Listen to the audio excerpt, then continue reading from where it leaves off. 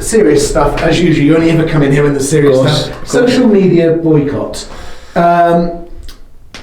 Either with your PFA hat or with your Oxford United hat, is it something that has to happen? Is it something that is just the first step?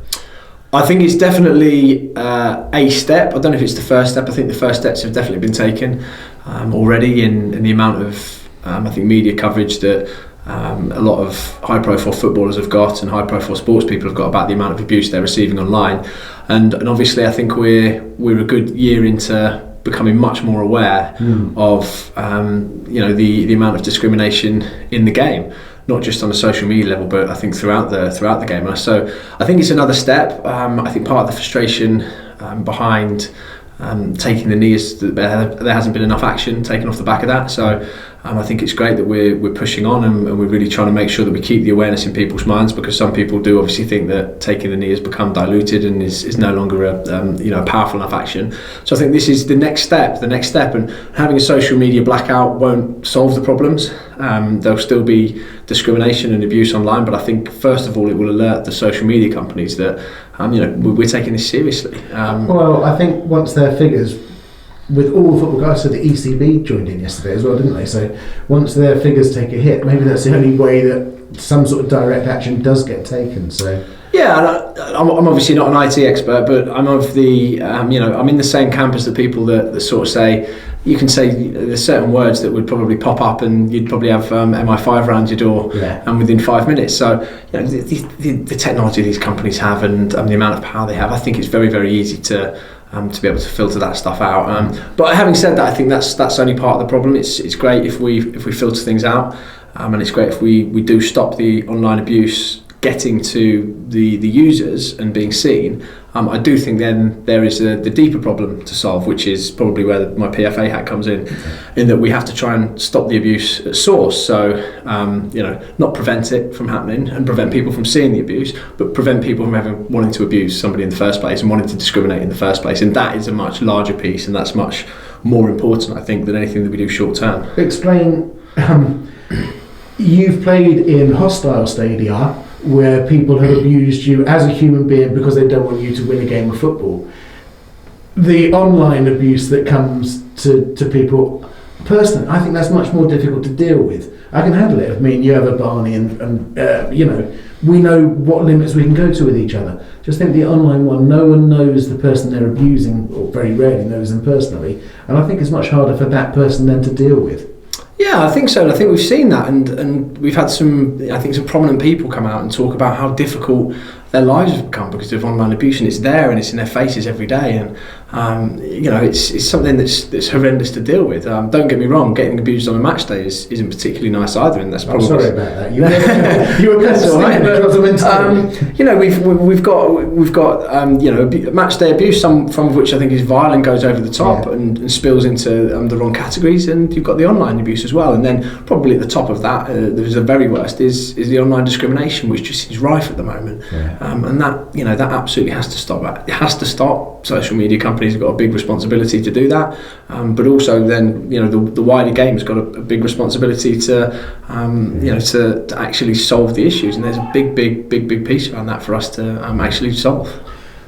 Can't have you on the camera without asking. You're out on the grass now, training every day now. Are you back out there?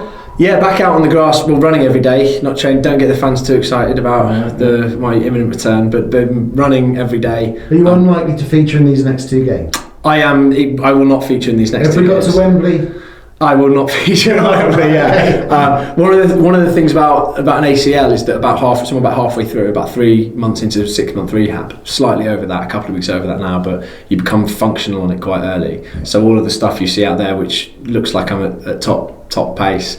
And I probably am for where I am at the moment, but all straight line work, and it's still a far cry from competing in a match. Hopefully I'll be able to train relatively soon, but there's still a long way to go until they're happy that the graft is settled in, and so you can go into full contact, because I think the biggest danger in coming back too early from an ACL is a re-tear, and that's what we don't want to happen. What I love about you is it's not enough being a footballer, doing all the stuff with the PFA. What are you and Matty Taylor up to? Because there's something afoot. I can sense it. What are you doing?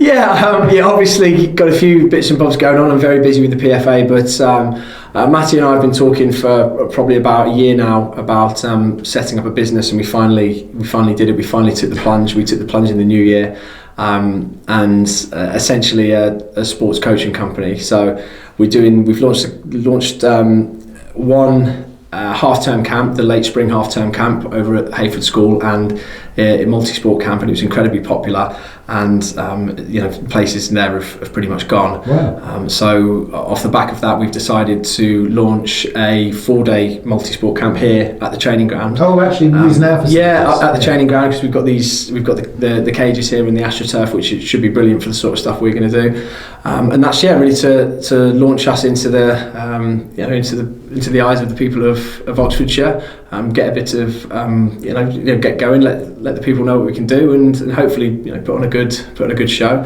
and then really branch out from there. Look to do a few more things that are football specific, and work across a lot of schools in Oxfordshire, and we've had real good feedback from it at the moment. So I'm not going to plug you on the official channel. Someone can go and find you. Of course, yeah. What's going on? That would be improper of me. However, I've played cricket with you. I've seen you play football. Are there any sports? If it's a multi-sport camp, are there any sports you're not going to be particularly confident in coaching? Matty, I don't think he's a natural sportsman. He just stands and taps the ball in. But well, if you could coach that, I think that would be that'd be worth a lot of money, because So that's what I'll tell him to do. I think just coach somebody to stand and tap the ball in. Is there any sports you're rubbish at? Good question. I'm not great at golf.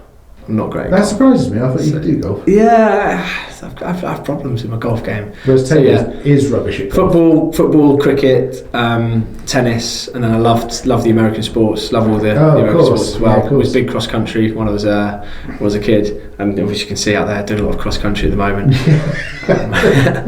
So always very strong on sports day. I won the slow bike race 2 years in a row. Wow, that's good. Egg and spoon. If you want your children to win the slow bike race, YDP Oxford. No, that's a plug.